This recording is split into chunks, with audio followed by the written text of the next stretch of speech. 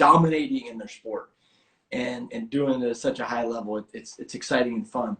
And the last person up on the Canadian national team that I have an opportunity to talk to is somebody that I've known for a couple of years now. Kaleigh Rafter, who is pretty awesome.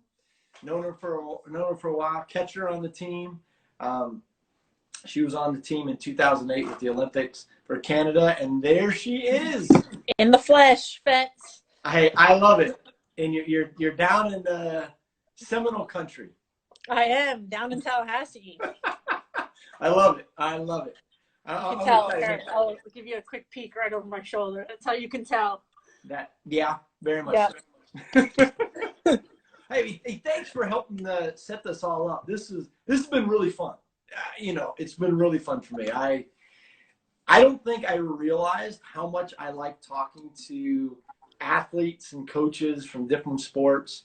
Than I've learned in the last month and a half or however many days we've kind of started doing this. So see, I knew all along. Fetz would just used to come into the offices, and we'd know if Fetz came in, it was going to be an hour before he left, and then you weren't getting any work done for the next hour. Just talking shop. So this does not surprise me whatsoever. Oh, it's great, and I'll tell you what. I mean, softball. I mean, I said this to one of them earlier that when I was at Cal Berkeley, that's where I kind of really started watching some softball games and really kind of seeing it, going, wow, this is crazy. I watched Jenny Finch throw some balls that I was like, there's no possible way I couldn't get the bat off my shoulder in time for that. Yeah. So I mean, it's exciting. I mean, I definitely think, and I'd like to get your opinion on this, why softball has not become a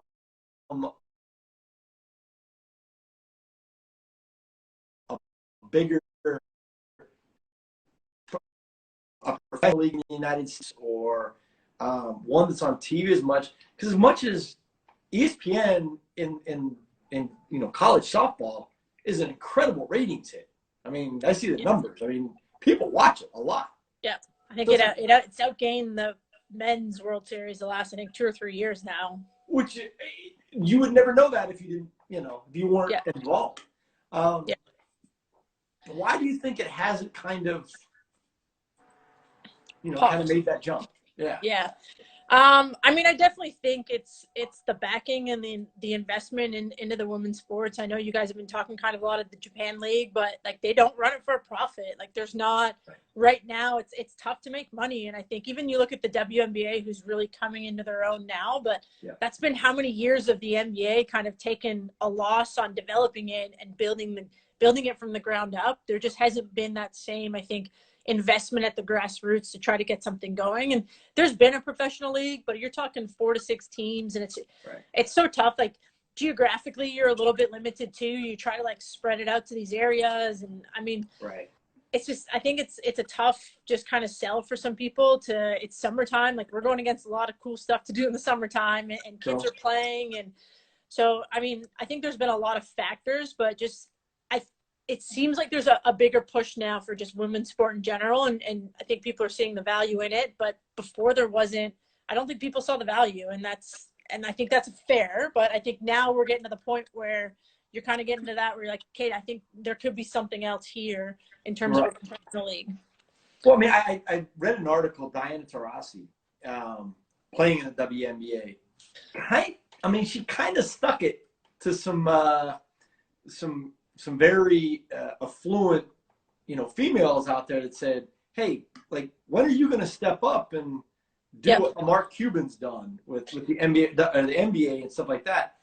I mean, what do you think as a professional athlete, as a female, why hasn't there been, or why isn't there? I mean, it's not like there's not women that have a lot of money. There's a lot. Yeah. I mean, I think it's for whatever reason, I feel like women supporting women we're starting to kind of get over that, but I think women don't like to support women. And I mean, I think you look no further than last year or the last presidential election. I don't know the numbers, but I know the amount of females like one of the biggest reasons Clinton lost was the female vote. Like, why are we so afraid to like put other women on a pedestal and want to aspire to that? Like, it's just so against our nature. And I've seen that in coaching. I've seen that in playing. Like, it's really hard for us to see other women and want to be like them and actually like invest in other women. We're completely okay with investing in a guy or being in that kind of space. So I think we're starting to we're seeing a little bit of a movement, like with the USA soccer team, and I know kind of Diana Taurasi in basketball and the WNBA, they're really starting to make a push for like, we need to support women's sports and be investors in that first if it's going to grow. So I think we're starting to get there, but for whatever reason, the societal reasons or whatever it is, I just think it's really hard for females to want to support other females. It seems like we're trying to pull them down a little too much, and just kind of those themes seem to run through a lot of different avenues, including sport. Yeah, because I mean, when you look at professionalism, you have the Japanese league, Russia has basketball, the Turkey league, Greece league, and basketball that are massive for women. Yep. So it's just kind of one of those things. I think. I mean, track and field. I mean, be honest. Like the U.S. could go a heck less about track and field until the Olympics, and then they wanted us to make sure we win all the medals. So, yes. Going in the Olympic sport realm, I completely get that. But it's always something that I'm curious about, just from a different perspective. So, I mean, you're definitely a veteran of the national team, kind of been around for a while. What keeps you motivated to keep doing it? Yeah, shoot. I think the biggest thing for me, and I kind of, we just actually had to write some different things for Team Canada and kind of talk about our time. I think 2012 was a big year for me. That was probably like my worst summer. Just like I was ready to be done, like burnout, mentally not there, physically I just like wasn't performing the way I wanted to. And that's actually the year I got invited to go over to Japan, and I was like, oh, forget, like why not go over there and play for a few years. But you just kind of make this switch where you stop kind of playing for yourself or your stats, and it's about like putting on a good performance. And that's what I learned over there is like, they were so passionate about just preparing yourself as best as possible. So when you do have that opportunity, like when the time comes where women's sports is on the stage, whatever that looks like, you're ready for that moment and you've prepared yourself as best as possible. So it became less about you're trying to prepare yourself so you could hit well or do well. And like, you're preparing yourself to be better at the game. So in that moment, you're ready to perform and show other people how much the game means and how great this game is. So once that kind of switch happened for me, it became easy to like playing, like you're not getting frustrated with anything. It's just, I'm playing to give this game to other people, and I'm trying to play for the next generation of all these kids coming up in Softball Canada. Like I want them to have a good product and have something that they can step right into, and we're rolling for the next 10 years. And that's been something, didn't really know the Olympics was going to come back through all those years, but it was more just making sure the program's in the right spot for the next generation who's going to take softball hopefully way further than we have. That's awesome. Well, I mean, Jen talked about, and obviously we've had many conversations about the physical preparedness part of what you guys are doing with the Canadian softball team, and Jen kind of alluded to it when we were talking. I was so impressed by the advances in technologies and such that you guys were using. What are some things that you guys use in Athletics Canada? You know what? I got the rundown clocks. We got 2 minutes. Oh man. I think the biggest thing we do, just the push band. So it's essentially a wearable Tendo or wearable accelerometer.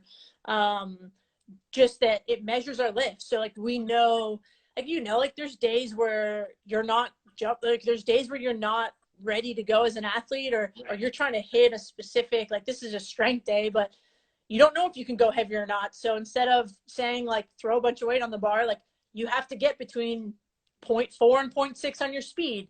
And if you're above it, put more weight on the bar. So it takes out a lot of the guesswork, I think, for us athletes as, should I go heavier? What weight should I use? What should I do? maybe the next day, like you're really tired and the same weight you lifted last week, you need to take weight off.